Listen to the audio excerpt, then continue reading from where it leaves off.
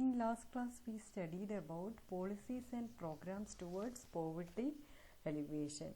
In that one we studied the main three-dimension approaches was growth-oriented approaches and income and employment generation approach and providing basic minimum needs to the people. These three approaches was the main policy dimension of government. Okay, then now we can study about what is growth oriented approach. Okay, the main objective of planning in 1950s and 60s was based on economic growth oriented approach. Okay, then means need to increase the per capita income of the people. That was the main aim. It was felt that underdeveloped would be benefited from the rapid industrialization and green revolution. Then we studied about green revolution also.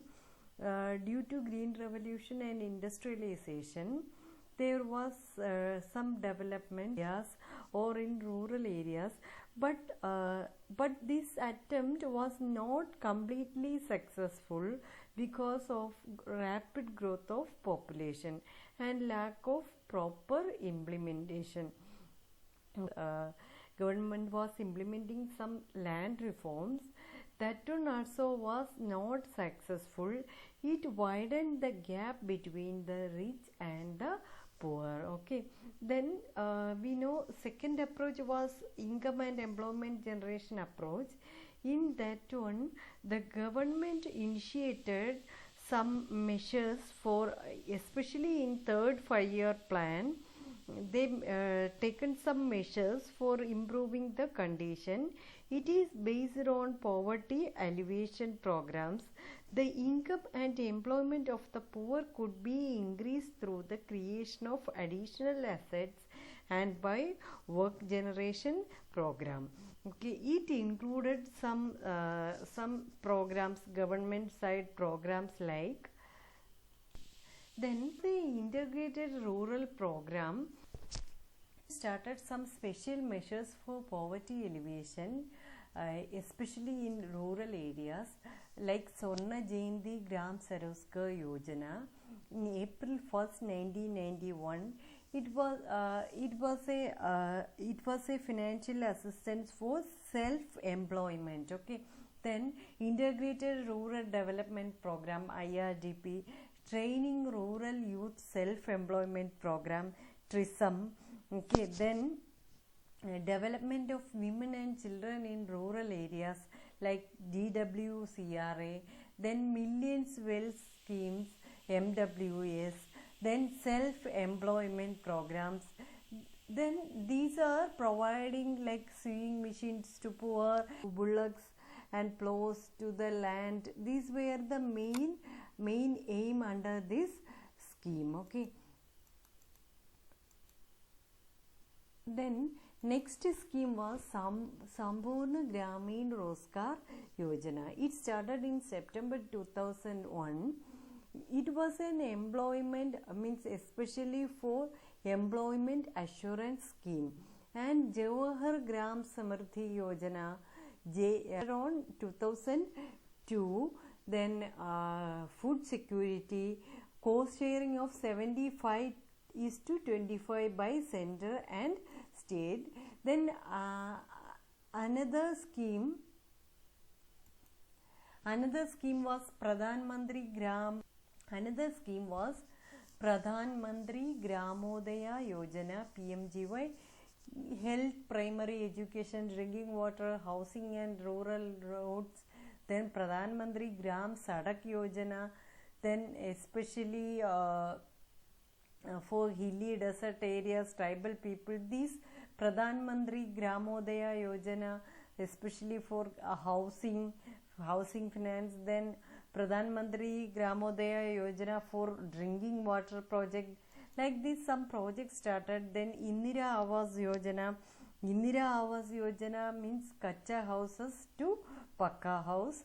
Then another one, Antyodaya Anna Yojana, December 2000 started. it was mainly aim was to subsidize food grains to 2 crore people, like wheat 25 kgs at 2 per kg, rice 25 kgs at 3 per kg. Then National Food for Work Program, November 14, 2004, wage employment plus minimum nutrition. Then pay equal to cash plus food grains. Okay. Then Mahatma Gandhi National Rural Employment Guarantee Schemes. Then that one started in 2006, and employment to develop infrastructure base and 100 days guaranteed employment program. These were the main programs. Then drought prone area programs, like we know some calamities coming in our nation that time.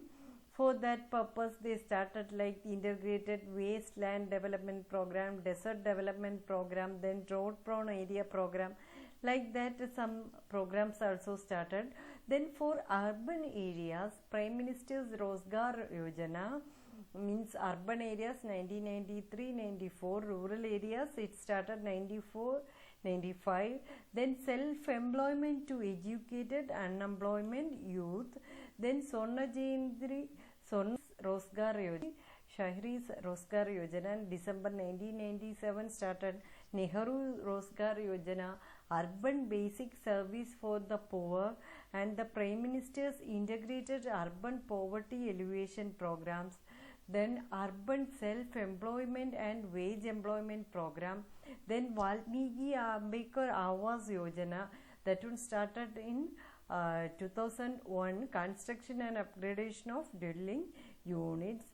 Then Jawaharlal Nehru National Urban Renewable Mission, that one started in 2005-06, and basic services to urban poor. Integrated housing and slum development program, that one was another program. Then these were the main programs. These were the main programs during that time. Okay. Then under this second approach, these policies implemented, and under the third approach, providing minimum basic needs and amenities to the people, government started like provision of food. Then third approach to addressing poverty is to provide minimum basic amenities to the people. Then India was among the pioneers of the world to envisage that through public expenditure on social consumption needs, like provision of food grains and providing subsidies, education and health, water supply and sanitation, these were the main policies or main aim behind this approach. Okay, supply and sanitation to improve the standard of living of the people. Programs under these approaches was like lot of programs they conducted under these approaches. Midday meal schemes, Pradhan Mantri Gram Sadak Yojana, then Pradhan Mantri Gramodaya Yojana, then Indira Awas Yojana, was Mahatma Bima Yojana, then Yashaswini Yojana, then Lakshmi Yojana. These were the main yojanas under this third approach. Then in this third approach also, government started lot of programs like Pradhan Mantri Gram Sadak Yojana, Valmiki Ambedkar Awas Yojana. Like this lot of programs government started. Then 2014 scheme called like Pradhan Mantri Jan Dhan Yojana, in which people in India are encouraged to open bank accounts.